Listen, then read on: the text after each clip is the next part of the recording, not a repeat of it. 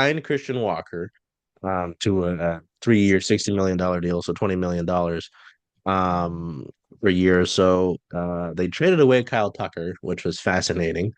Um, it I don't really understand it too much.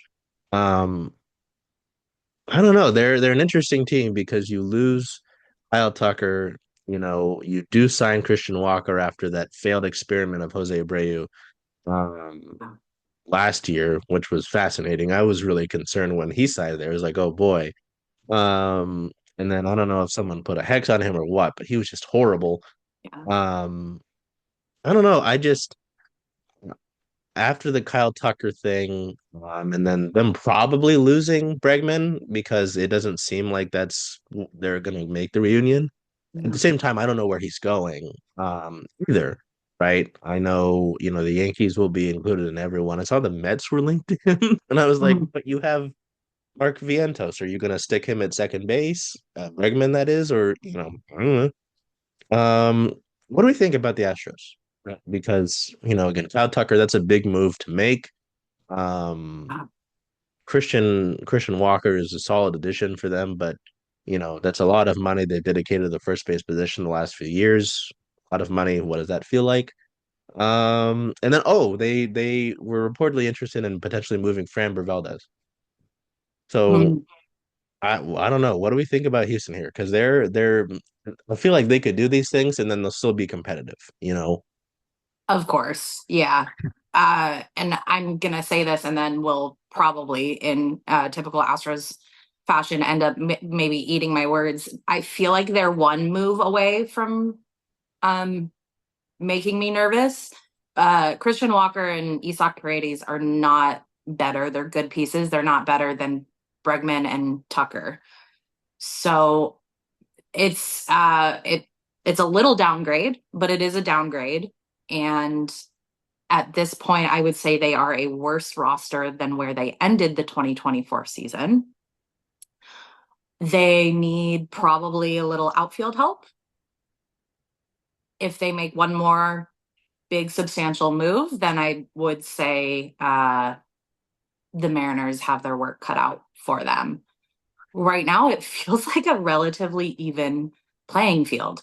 Again, I may end up eating these words, as history has shown us with this team numerous times. They're just a really, we can hate on the Astros, and I will absolutely hate on the Astros until my deathbed. They are a Sure. really well run organization. Yeah. They have been throughout their history. They have figured out ways to part with guys like Kyle Tucker, and uh, outside looking in, you're scratching your head thinking, why the heck would you be willing to walk away from a guy like that who uh, he's gotten overshadowed by a lot of the star power on that Astros team, but he is a fantastic ball player. He's really good. And they have figured out a way, a formula to be able to be okay parting with guys like that and still coming back and finding a way to put together a really solid team. Isak Paredes is going to absolutely feast in Minute Maid Park, which is now Dyken Park or whatever Oh they're yeah. changing it to. He's going to absolutely feast in the Crawford boxes. I would expect him to probably have a career year next year. It wouldn't surprise me. Um, and Christian Walker, even if he just repeats last year, that'll be a solid piece for them.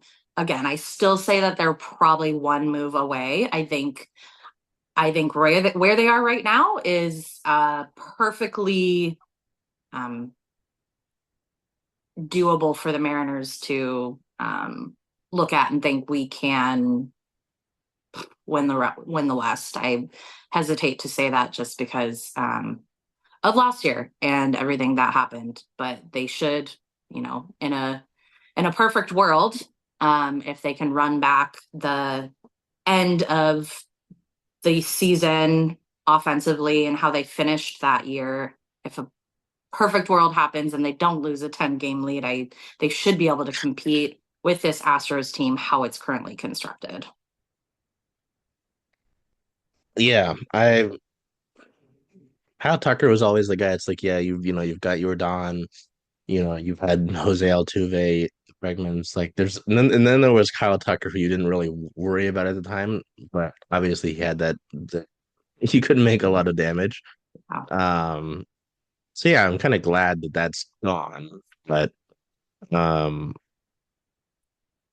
yeah, I don't know. I just until I see the bad man die, like I'm fully expecting them to still, compete, Yeah, you um, have to. and be dangerous, because I mean they still got yeah, as you said, they still run the organization well. They develop well. Well, and then they were fascinating. I feel like they still need some pitching, right? Because they lost Yusei, which is hard to say.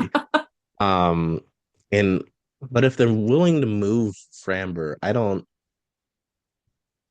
know. They are pretty interesting to look at. I'm sorry, I'm looking at something. This is not directly Mariners related, but is somewhat Mariners related. I haven't seen it come out super like legitimate news source, but apparently the great Ricky Henderson has passed away.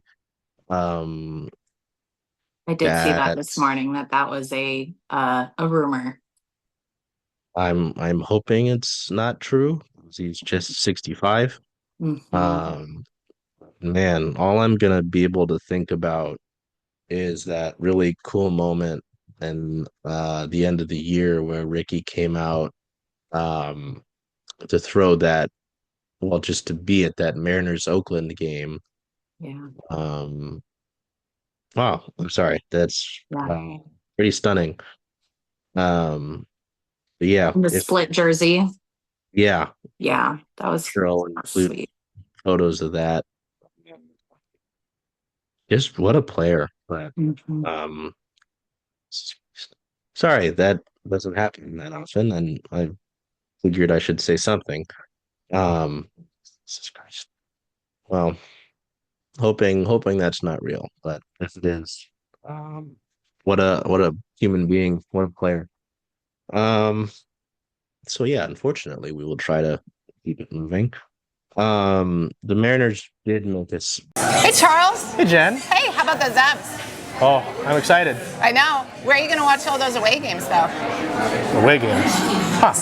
I was thinking of coming here since, after all, Rough and Tumble is the home of Circling Seattle Sports. I love that idea. Hope to see y'all here.